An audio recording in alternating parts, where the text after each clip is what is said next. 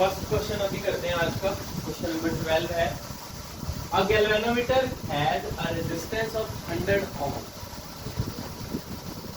ठीक है, a resistance of 1 ohm is connected across its terminals.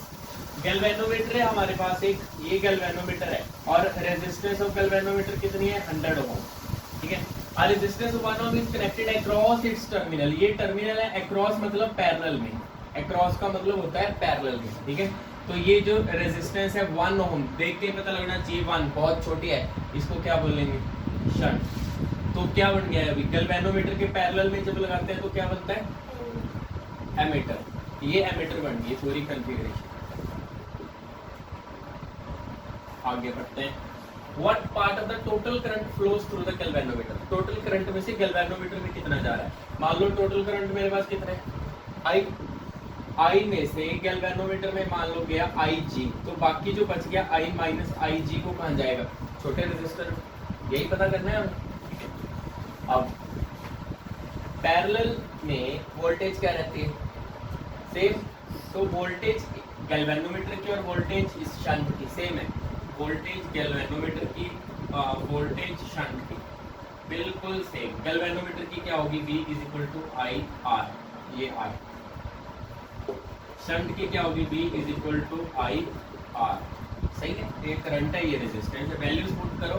हमें क्या पता करना है, क्या पूछा है what part of the total current, total current का कितना हिस्सा गैल्वेनोमीटर में से जा रहा है, IG पता करना है एक्चुअली। सिर्फ आप वैल्यूज पुट करिए, पता लग जाएगा। देखो ये RG की वैल्यू कितनी है 100, IG I minus IG done. ये कितना है, ये तो 1 ही है, ये तो इजी है। IG इस तरफ आके ऐड हो गया, ये 100 है, IG इस तरफ आके ऐड होगा 101 है ना। तो IG कितना आया, ये 101 नीचे आके डिवाइड किया। तो what part of the total current flows through galvanometer, total current है I, इसका 101वां हिस्सा गैल्वेनोमीटर में से फ्लो करेगा। ये आंसर है, नोट कर सकते हो।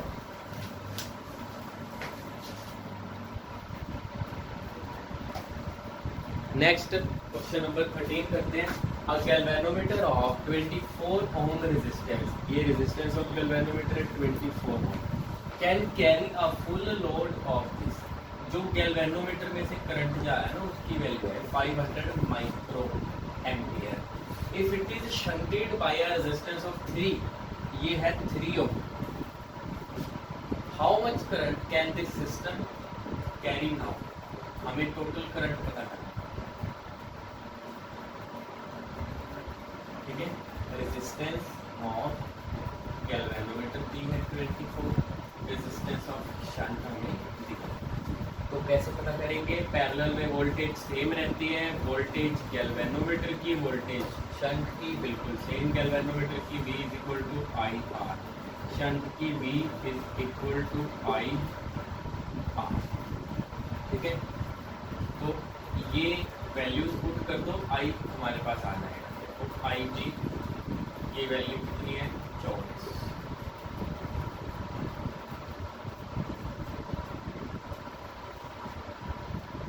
RS की तरह 3,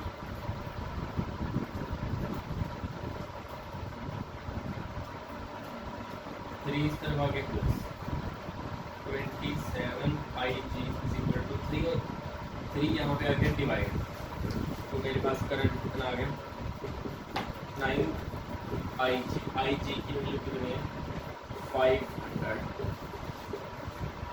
4500 इंटू 10⁻⁻6, ठीक है 4.5 इंटू 10⁻⁻3। मैं ऐसे लिख सकता हूँ इसको 4.5 मिली एम्पियर, ये आंसर। इतना करंट टोटल है, 4500 माइक्रो एम्पियर भी लिख सकते हो, ठीक है। आप ऐसे भी लिख सकते हो इसको माइक्रो बना के यहाँ पे भी आंसर खत्म कर सकते हो, 4500 माइक्रो एम्पियर आगे भी कर सकते हो, आपकी इच्छा है। ये आंसर है, इतना टोटल लोड ये एक सिस्टम ले सकता है। नेक्स्ट न्यूमेरिकल नंबर 14 करते हैं, calculate the earth's magnetic field at a place where angle of dip is 60 degree and horizontal component of Earth's magnetic field is 0.3 Gauss.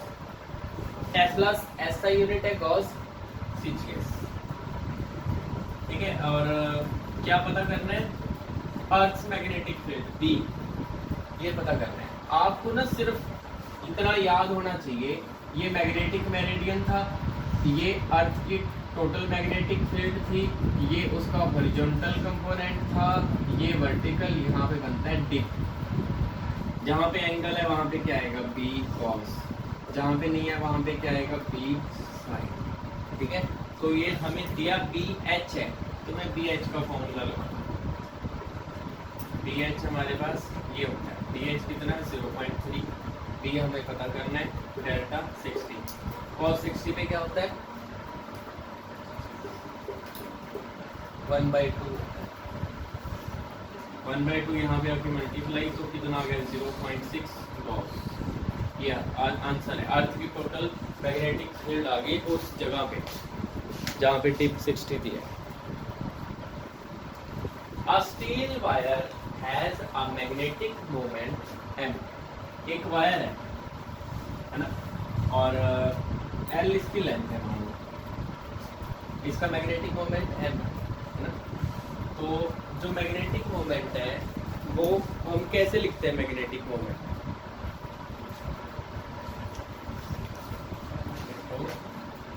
जो मैग्नेटिक मोमेंट है वो कैसे लिखा जाता है। वैसे आपको मैंने बताया था Q × 2L ऐसे लिखा जाता है अगर वायर के साथ को, है ना, बल्कि QM ये स्ट्रेंथ आती है, यहाँ पे लेंथ आती है, पूरी की लेंथ चाहे 2L मान लो, मैंने L लिखा है तो मैं L लिखूंगा, 2L लेके करना है क्या, जैसे आपको ठीक लगे। फिर इसकी जितनी लेंथ है 2L लेनी पड़ेगी, तो यहाँ पर 2L लिखना पड़ेगा। तो ये मैग्नेटिक मोमेंट है, इक्वेशन करवा दी।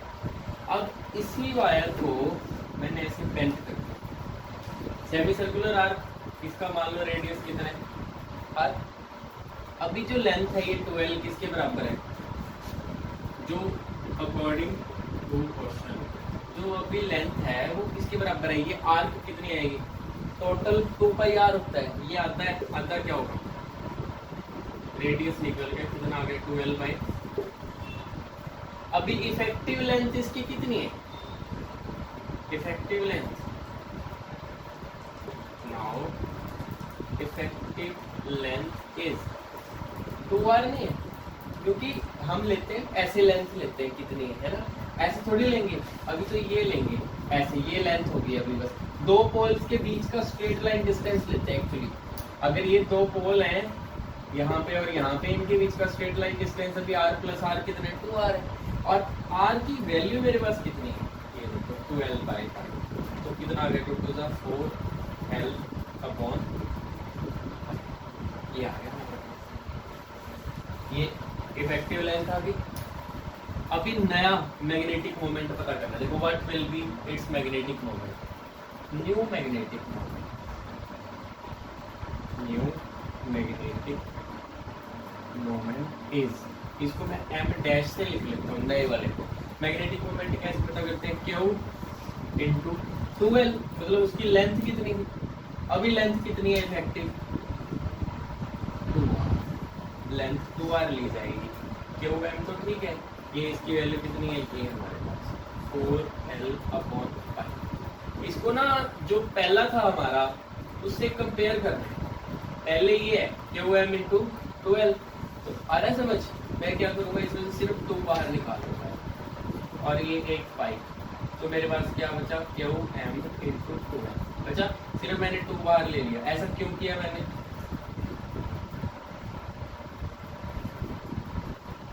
ताकि मैं पहले वाले के साथ इसको कंपेयर कर सकूं, ठीक है। बस यहाँ करके लिख रहा हूँ थोड़ा, तो मेरे पास m' कितना आएगा 2/5, ये सारा क्या है n, मतलब जो अब वैल्यू है ना मैग्नेटिक मोमेंट की वो इतनी है, पहले वाले का 2/5 टाइम, समझ आया, ये आंसर नोट कर सकते हो आप।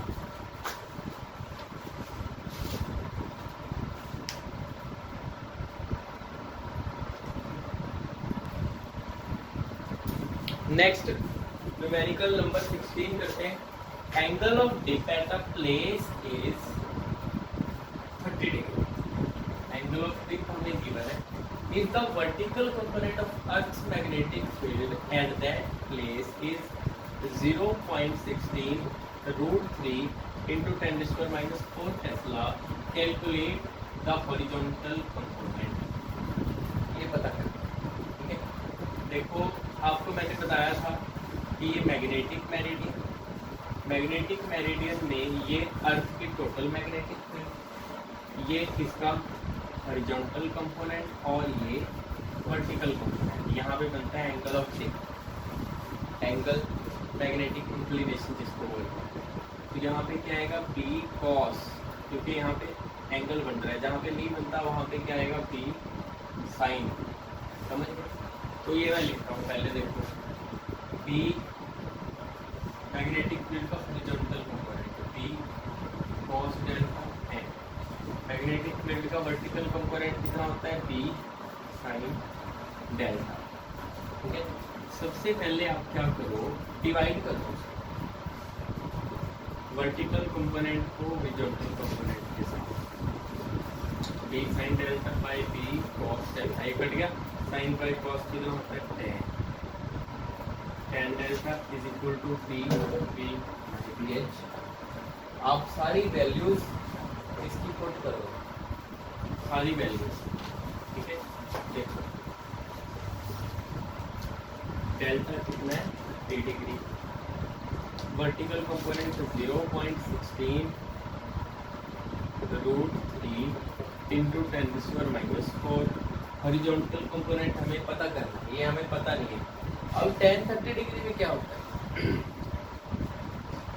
1/√3।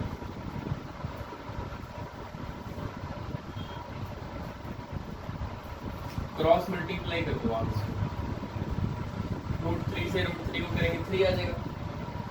16 से मल्टीप्लाई करेंगे 0.48 into 10⁻⁴ टेस्ला, ये आंसर, ठीक है जी। नोट करो।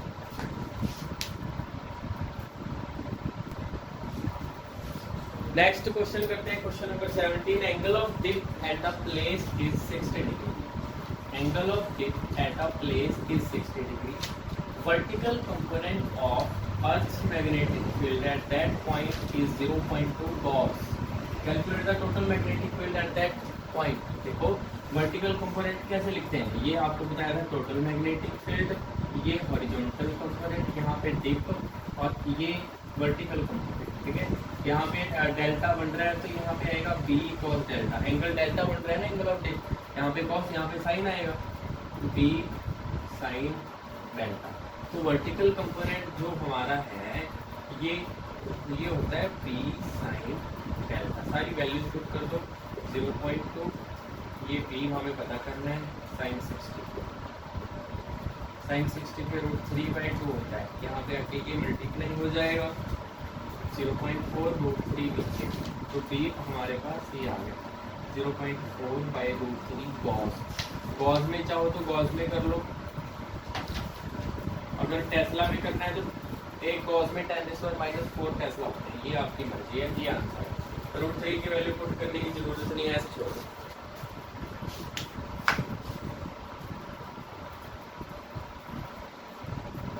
नेक्स्ट न्यूमेरिकल करते हैं, question number 18। Calculate the magnetic field lines, sorry calculate नहीं आएगा, सॉरी ड्रॉ लिख लो आप, सॉरी मैंने थोड़ा गलत लिख दिया। Draw the magnetic field lines due to current carrying loop. Draw करना है आप, हमारे पास एक लूप है ऐसे, ठीक है। तो या थोड़ा मतलब ये ना लूप मैं ऐसे बना रहा हूँ, है तो सर्कुलर है ऐसे, तो थोड़ा मैं इसको ऐसे बना रहा हूँ, ठीक है सर्कुलर है बट थोड़ी ऐसे टेढ़ी रखी है ना, तो ऐसे बना दी। अब इसमें करंट जा रहा है, मान लो ऐसे जा रहा है। अगर ये कौन सी डायरेक्शन है, एंटी क्लॉकवाइज, तो इसके ऊपर वाले फेस पे क्या आ गया नॉर्थ, नीचे वाले पे बताया था ना आपको, अगर करंट एंटी क्लॉकवाइज चले, ये देखो ये करंट ऐसे जा रहा है anti clockwise, north polarity, N बन गया ना, तो नॉर्थ पोलैरिटी आ गई, ऊपर एंटी क्लॉकवाइज, नीचे साउथ। मैग्नेटिक फील्ड लाइन कहाँ से कहाँ चलती है? नॉर्थ से चलती है साउथ की तरफ, तो यहाँ से चलेंगी नॉर्थ से साउथ की तरफ से, तो नॉर्थ से चलेंगी साउथ की तरफ ऐसे। सेम यहाँ पे भी होंगी, नॉर्थ से चलेंगी साउथ की तरफ, नॉर्थ से साउथ की तरफ, समझ गए? बस मैग्नेटिक फील्ड लाइन ये ड्रॉ, ठीक है, आप ड्रॉ कर सकते हो। 1 नंबर का क्वेश्चन है।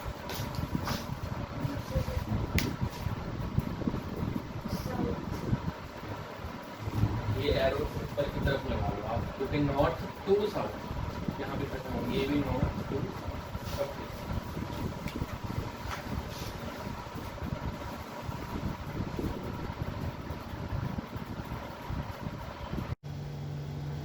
क्वेश्चन नंबर 19 करते हैं start. Two identical circular loops P and Q each of radius r and carrying equal currents are kept in parallel planes having common axis passing through O। हमारे पास ना देखो ऐसे दो loops हैं, एक लूप ये, एक लूप ये, इनका जो एक्सिस है वो बिल्कुल कॉमन है ऐसे, इसके सेंटर में पॉइंट O है, ठीक है, ये लूप P, लूप Q, और सेम करंट जा रहा है दोनों में I, इक्वल करंट है। The direction of current in P is clockwise and Q is anti clockwise as seen from O। देखो ये मैं आपको बताता हूं, फिजिकल ऑब्जेक्ट लेके कोई, एक्चुअली ये दो लूप्स ऐसे हैं, मान लो मैं बीच में पॉइंट O हूं, एक लूप ऐसे है एक ऐसे है, O वैसे इनके सेंटर में है, O बिल्कुल एक्सिस के सेंटर में कहीं O पॉइंट है, ठीक है, जैसे मैं बीच में हूं तो यहाँ पे O पॉइंट है, ठीक है। अगर O से आप इसको देख रहे हो P को इस तरफ ऐसे, यही है ना, देखो P में क्या डायरेक्शन है?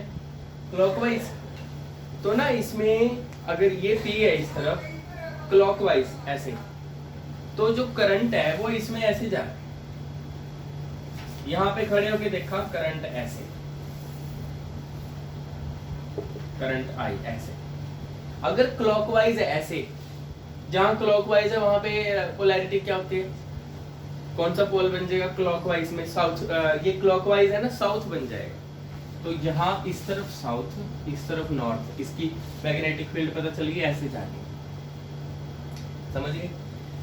डन। पर अगर मैं यहाँ पे O है, इस तरफ क्या है हमारे पास? Q में क्या है? एंटी क्लॉकवाइज, तो इसकी मैग्नेटिक फील्ड ऐसे है, एंटी क्लॉकवाइज ऐसे, समझ गए? तो अगर ये एंटी क्लॉकवाइज है, यहाँ पे कौन सा पोल बनेगा? नॉर्थ, यहाँ पे साउथ, ठीक है। तो पॉइंट O जो है वो एक्सिस पे है, जो पॉइंट O है वो कहाँ पे है? एक्सिस पे। तो ये हमें गिवन है कि टोटल डिस्टेंस कितना है? 2r, पर पॉइंट O सेंटर में, तो ये डिस्टेंस r है, ये भी कितना है? r, और इनका रेडियस भी हमें r ही गिवन है। तो डिस्टेंस r, रेडियस r वाली रिंग, डिस्टेंस भी r डिस्टेंस पे एक्सिस पे कितनी मैग्नेटिक फील्ड होती है बताओ? देखो हम पहले इसकी मैग्नेटिक फील्ड पता करेंगे, ठीक है, पॉइंट O पे P की वजह से मैग्नेटिक फील्ड P की कितनी है? ये एक्सिस पे है ना, आप ऐसे लिख सकते हो, magnetic field at point O due to coil P, coil P की वजह से mu naught by 4 pi, formula लिख रहा हूं पहले एक्सिस पे, ठीक है, mu naught by 4 pi 2 pi I R square, नीचे R square X square power 3। R क्या होता है? इसका रेडियस, जो हमने किया था। एक्स क्या होता है? कितने डिस्टेंस पे आपने करनी है, तो हमारे पास तो रेडियस कितना है? आर है ना, कितने डिस्टेंस पे पता करनी है? ये भी आर, यही रहेगा ना, वैल्यू सेम है, इसकी वैल्यू भी सेम है बीपी की, क्योंकि मैग्नेटिक फील्ड की देखो आर डिस्टेंस पे पता करनी है, रेडियस भी आर है, करंट भी सेम है, फर्क है तो डायरेक्शन का फर्क है। पॉइंट ओ पे आप खड़े होके देख रहे हो, पॉइंट ओ पे मैग्नेटिक फील्ड ऐसे नॉर्थ से चलती है साउथ की तरफ, समझिए नॉर्थ से चली साउथ की तरफ, तो यहाँ पे आप देख रहे हो ना साउथ ये बना है, साउथ की तरफ टूवर्ड्स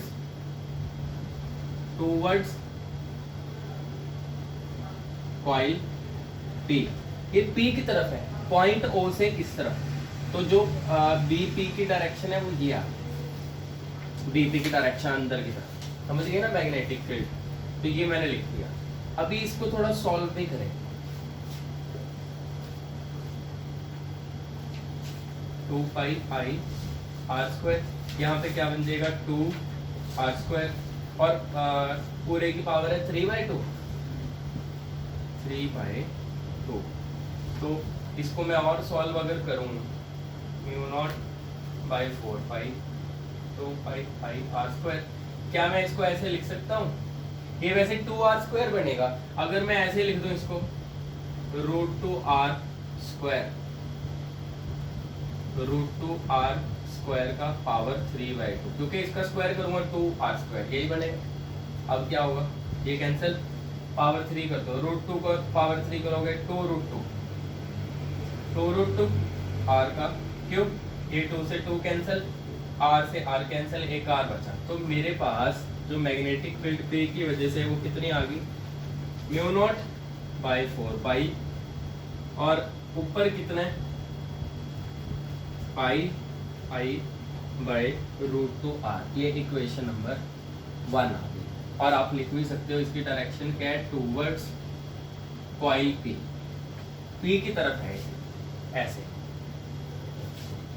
पहले आप ये नोट कर लो जल्दी। Similarly magnetic field at O due to coil Q, अगर मैं Q कॉइल की वजह से करूं, देखो सेम रहेगा Q का भी, क्योंकि फॉर्मूला ही जब सेम है, फॉर्मूला इसका तो टोटल सारा कुछ, करंट भी सेम है, रेडियस भी सेम है, डिस्टेंस भी सेम है, जहां पे पता करना है तो बिल्कुल रहेगा सेम, बट ये तो बीपी इस तरफ है टूवर्ड्स कॉइल पी, इसकी देखो नॉर्थ से चले साउथ की तरफ, नॉर्थ से ऐसे साउथ की तरफ, डन। पर पॉइंट ओ पे खड़े होके देखो मैग्नेटिक फील्ड किस तरफ आ रही है, ओ की तरफ आ रही है ना, तो ये टूवर्ड्स कॉइल पी, पी की तरफ ही है, तो इसकी जो मैग्नेटिक फील्ड है वो भी ऐसे ही है, क्यू की, ये मैंने बी क्यू लिख दिया, क्यू की मैग्नेटिक फील्ड वो भी ऐसे जा रही है, दोनों मैग्नेटिक फील्ड सेम डायरेक्शन में होगी ना, ठीक है, तो टूवर्ड्स कॉइल पी लिख दिया मैंने। सो ये बिल्कुल सेम रहेगा, ये सेम है, कुछ भी चेंज नहीं है इसमें, पूरा same equation number 2 towards P, ठीक है ना। पर अगर हम देखें अब पॉइंट ओ पे कितनी हुई टोटल, तो net magnetic field at point O,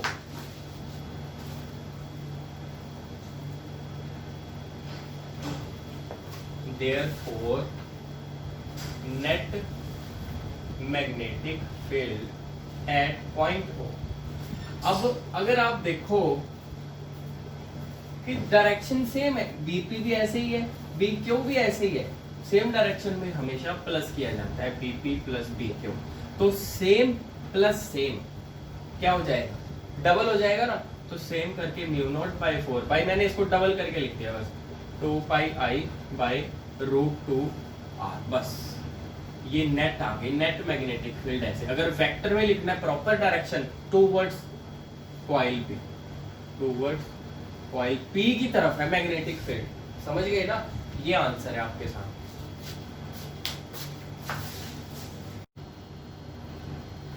next question number 20 करते हैं। A straight wire of length L is bent into semi circular loop. हमारे पास एक वायर, स्ट्रेट वायर है, इसकी लेंथ कितनी है L, is bent into semi circular loop. इसको ना सेमी सर्कुलर लूप में ऐसे बेंट कर दिया, इसी को, इसका कुछ रेडियस होगा, मान लो ये सेंटर O है। Use Biot Savart law to deduce an expression for magnetic field at its centre due to current I passing through it. मान लो इसमें करंट है I, हमने इसको सेमी सर्कल में बना दिया इसको, ठीक है। सबसे पहले इसकी लेंथ कितनी है L, टोटल लेंथ है एल, पर इसकी लेंथ कितनी है? पाई आर, सेमी सर्कल की। पूरे सर्कल की क्या होती है? 2 पाई आर, आधे सर्कल की पाई आर इज इक्वल टू इस लेंथ के। तो मेरे पास जो रेडियस है ना वो ये आ गया, समझ गए? अब मैग्नेटिक फील्ड पता करनी है, यहाँ पे पॉइंट ओ पे कितनी मैग्नेटिक फील्ड होगी, ठीक है? अब यूजिंग बाइट-शावर्ट, तो अकॉर्डिंग टू बाइट-शावर्ट पूरे रिंग के सेंटर में क्या मैग्नेटिक फील्ड होती है? According to Biot Savart, magnetic field intensity या strength at centre of ring is, centre of ring is, ring पूरे रिंग के सेंटर में, तो हाफ रिंग है ना, पूरी रिंग के सेंटर में क्या होती है? Mu naught by 4 pi 2 pi I by R, ये होती है, ये आर है रेडियस। तो आधे रिंग के सेंटर में क्या होगी?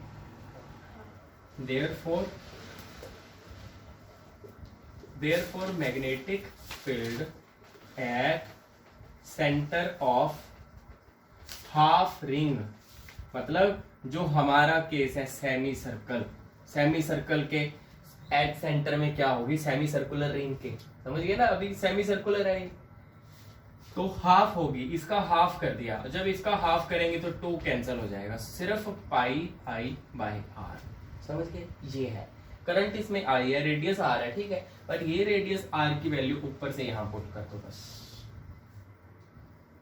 ओके, तो मेरे पास कितना आएगा? यहाँ पे कर देता हूं, उसके बाद या फिर एक बार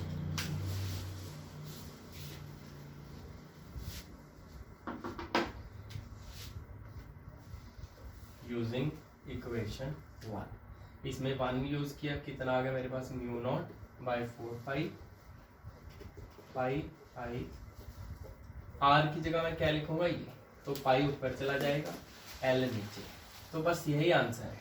तो मैग्नेटिक फील्ड कितनी आ गई? Mu naught by 4 pi pi square I by L, ये इक्वेशन नंबर 2, ये आंसर है, इतनी मैग्नेटिक फील्ड होगी।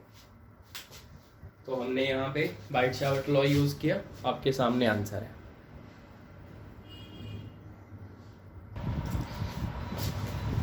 न्यूमेरिकल नंबर 21 करते हैं। An element delta L is equal to delta X is placed at the origin, देखो ओरिजिन पे ऐसे रखा है डेल्टा एल, इस तरफ करंट जा रहा है इसके अंदर, ठीक है, carry the current of 2 ampere, find out the magnetic field at point P, P पे पता करनी है, on Y axis at a distance 1, ये कितनी दूर है?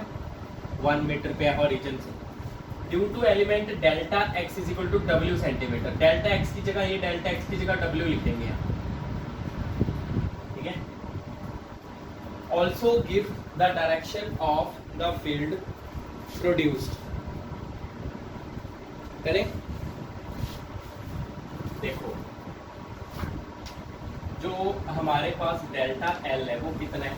डेल्टा एक्स, आगे डेल्टा एक्स कितना दिया है? डब्ल्यू सेंटीमीटर, ये है, चाहे डीएल लिख लो इसको, चाहे डेल्टा एल लिख लो, पर मैग्नेटिक फील्ड स्मॉल एलिमेंट की वजह से ये पता कर रहे हैं। बाइट-शावर्ट क्या कहता है? According to Biot Savart, according to Biot Savart एक स्मॉल एलिमेंट की मैग्नेटिक फील्ड को कैसे लिखा जाता है? dB is equal to mu naught by 4 pi I dl sine theta by R square, vector में I D L cross R unit vector divided by R square, याद है? अगर आपको ये भी वैसे हाँ डायरेक्शन आएगी, ये होता है, ये होता है, अगर आपको याद हो करें आगे, ठीक है। म्यू नॉट बाई 4 पाई आई की वैल्यू कितनी है? क्वेश्चन आई तो गिवन है 2 एम्पियर, ये देखो, तो आई तो 2 है, और डी एल की वैल्यू कितनी है हमारे पास? डी एल की वैल्यू है डेल्टा एक्स, फिर आगे डेल्टा एक्स कितना है? डब्ल्यू सेंटीमीटर, तो ये डब्ल्यू सेंटीमीटर, पर किस तरफ है? डी एल डायरेक्शन किस तरफ है? डी एल एक्स एक्सिस की तरफ है, डी एल जो है ना लेंथ वो एक्स एक्सिस पे है, तो मैंने पॉजिटिव एक्स एक्सिस की डायरेक्शन यहाँ पे ली, ठीक है, cross R unit vector R, P पे पता करना है ना हमें, देखो आर क्या है, डिस्टेंस जहां पे पता करना है वो कितना है, आर 1 है, पर आर है उसकी डायरेक्शन। यूनिट वेक्टर क्या होता है, जो डायरेक्शन देता है। इसका यूनिट वेक्टर वाई का क्या होता है, जे होता है। तो ये मेरे पास है जे, तो इसको मैं क्या लिखूंगा, डी बी वेक्टर फॉर्म में proper, mu naught by 4 pi 2w, 2w ये आ गया। आई क्रॉस जे करके क्या आता है, के आता है। ये देखो अगर आपको नहीं याद तो हम ऐसे करते हैं, देखो ये यहाँ पे लिख दिया आई, ये जे ऐसे, और ये के, तो आई क्रॉस जे करेंगे तो क्या आएगा के, तो ये मेरे पास आ गया के। तो समझ गए आप। तो डायरेक्शन क्या है, ये मैग्नेटिक फील्ड का मैग्नीट्यूड है। सो मैग्नेटिक फील्ड की एक लिखे ना, ऑल्सो गिव द डायरेक्शन। एक तो मैग्नेटिक फील्ड पता चल गई, find the magnetic field at point B, ये आ गई मैग्नीट्यूड। डायरेक्शन के किसकी डायरेक्शन है, जेड एक्सिस की। तो आप लास्ट में लिख दो बस, magnetic field is along Z axis, ये आंसर है sir.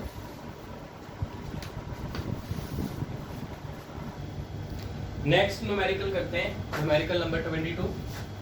Two identical circular coils P and Q, each of radius r, carrying current 1 ampere and √3 ampere respectively, are placed concentrically and perpendicular to each other, lying in x, y and y z planes. देखो दो coil हैं P और Q, और वो एक XY plane में, एक YZ plane में, ठीक है। XY प्लेन पता है ना आपको, ऐसे। एक तो कॉइल हमारे पास ऐसे है, ये कॉइल P की बात हो रही है। कॉइल Q जो है ना वो इसके परपेंडिकुलर है, बिल्कुल ऐसे। कॉइल Q वो है इस प्लेन में, XZ में, ये YZ है, एक मिनट, हाँ YZ और XZ जिस मर्जी प्लेन में लगा लो आप, पर ऐसे म्यूचुअली परपेंडिकुलर है, एक P दूसरी Q, ठीक है। Find the magnitude and direction of the net magnetic field at the centre of the coils. दोनों का रेडियस सेम है, यहाँ पे सेंटर पे कुछ है, सेंटर में डन। अब देखो करंट की डायरेक्शन इन्होंने दी नहीं हुई, तो हम अपनी तरफ से ले लेते हैं।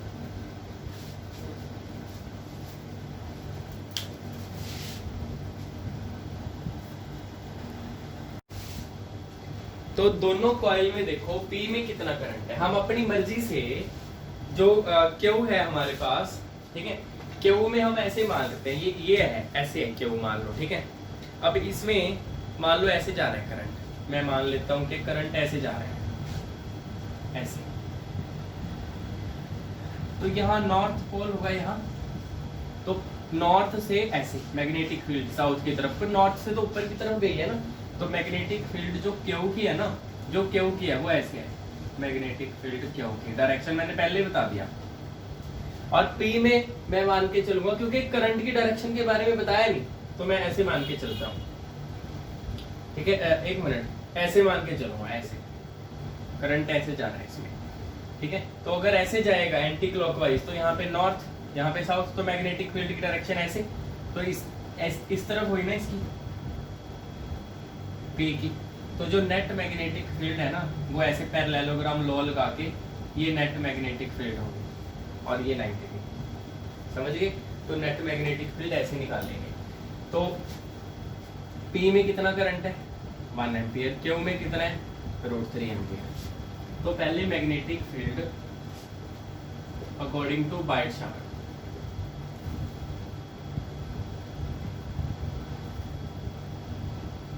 According to Biot Savart law, magnetic field P की वजह से क्या फॉर्मूला होता है,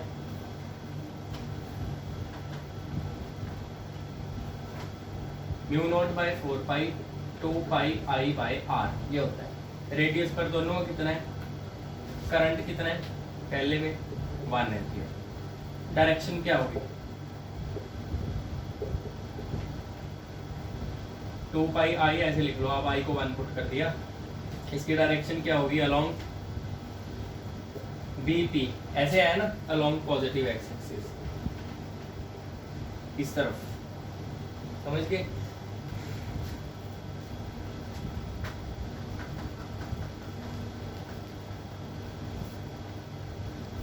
ये ना XZ लिखना आप यहाँ पे, एक्स जेड प्लेन है क्वेश्चन में।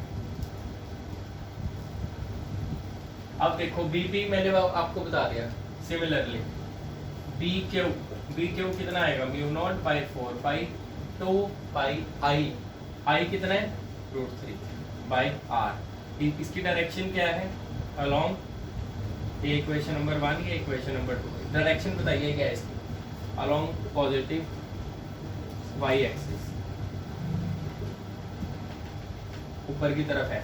सो जो रिजल्टेंट है बीपी और बी क्यू का वो पैरेललोग्राम लॉ से दिया जाएगा, ठीक है। Next, therefore resultant of BP and B Q is given by parallelogram law of vector addition. याद है पैरेललोग्राम लॉ, मान लो ये है नेट मैग्नेटिक फील्ड, कैसे करते हैं, अंडर रूट बीपी का स्क्वायर बी क्यू का square 2 BP B Q cos theta. Theta कितना है बीपी में और बी क्यू में, 90, कॉस 90 0। तो ये आएगा देखो बीपी का स्क्वायर बी क्यू का स्क्वायर, ठीक है। पर इसके बाद ना हमें दोनों को डिवाइड अगर कर देते हैं ना, रिलेशन आ जाता है। मैंने पहले ही लिख दिया ना, एक मिनट। इसके बाद ये तो आपने डायग्राम बना लिया ना, इसके बाद ये नोट करना आप, एक मिनट। दोनों को डिवाइड करना जरूरी है। आप डिवाइड करो पहले यहाँ पे बीपी बाई बी क्यू करना डिवाइड। जरा कितना आ रहा है, बीपी की वैल्यू मेरे पास है ये, बी क्यू की वैल्यू कितनी है, mu naught by 4 pi 2 pi √3 by R. तो ये कैंसिल है ना, ये पूरा कैंसिल हो जाएगा। देखो ऊपर 2 पाई बाई आर, ऐसे ही ये रेसिप्रोकल, तो सब कैंसिल हो गया। तो BP by B Q 1 by √3 आ गया, क्रॉस मल्टीप्लाई कर दिया, बी क्यू कितना आ गया √3 बीपी।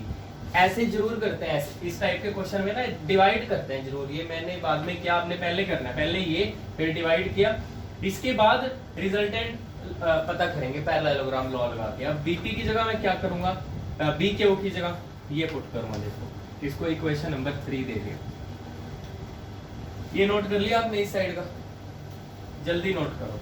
यहाँ पे ये बीपी तो ठीक है, बी क्यू की जगह लिखेंगे √3 बीपी, और हमने क्या यूज किया, ये यूजिंग इक्वेशन 3।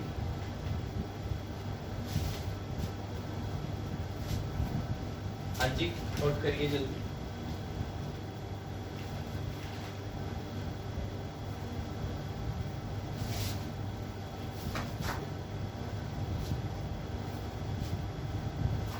तो ये देखो बीपी स्क्वायर, ये √3 का स्क्वायर 3 आ जाएगा, बीपी स्क्वायर 3 + 1 4 बीपी स्क्वायर, 4 का √2 बीपी बाहर। बीपी की वैल्यू पुट कर दो कितनी है, बीपी की वैल्यू ये रही ऊपर mu naught by 4 pi 2 pi by R. ये बीपी की वैल्यू थी, और आगे 2 भी है, 2 2 ये आ गया फिर। तो नेट मैग्नेटिक फील्ड जो है वो ये है आंसर, समझ गए। और इसकी डायरेक्शन क्या है, डायरेक्शन देखो ऐसे थी ना, ये हमारे पास बीपी ऊपर की तरफ बी क्यू ऐसे थी बिल्कुल। इसके साथ 45 का बन रहा है, इसके साथ भी, तो आप लिख भी सकते हो inclined at 45 degree to BP. BP के साथ 945 डिग्री पे इंक्लाइंड है। तो ये क्वेश्चन आपका खत्म होता है। आप